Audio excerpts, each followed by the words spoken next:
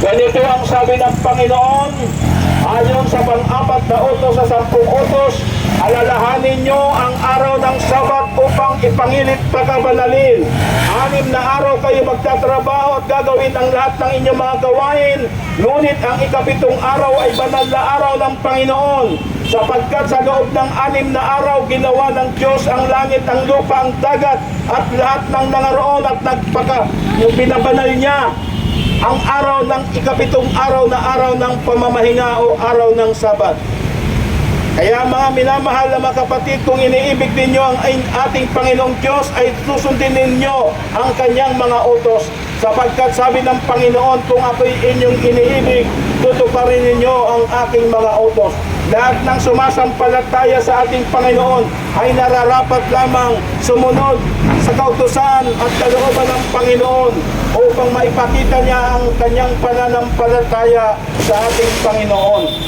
Ang araw ng pamamahinga ay ang ika-7 araw. Ang ika-7 araw ay banal na araw ng Sabat. Iyan ay araw ng Sabado.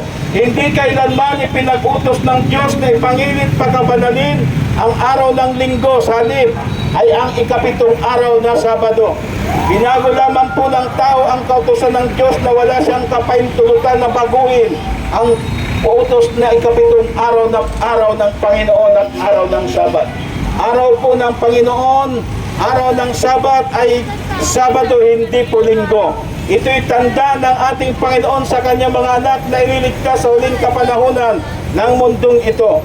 Kaya mga minamahal na mga kababayan, mga kapatid, mga kaibigan, huwag niyong kalilimutan, ang Sabat ginawa para sa lahat ng mga tao. Kaya hindi po ito binago, hindi sinira ng ating Panginoon. Ito'y alaala ng ating Panginoon sa kanyang paglikha sa sangkatawan at sa buong mundong ito na ating ginagalawan. Mga minamahal na mga kapatid, ang pagbabalik ng Panginoong Kristo ay malapit na. Kaya humanda't magsisi na sa lahat ng kasalanan. Iwasan ang mga bisyo at kalayuan. Ang karya ng langit at ang kawakasan ng mundong ito ay nalalapit na.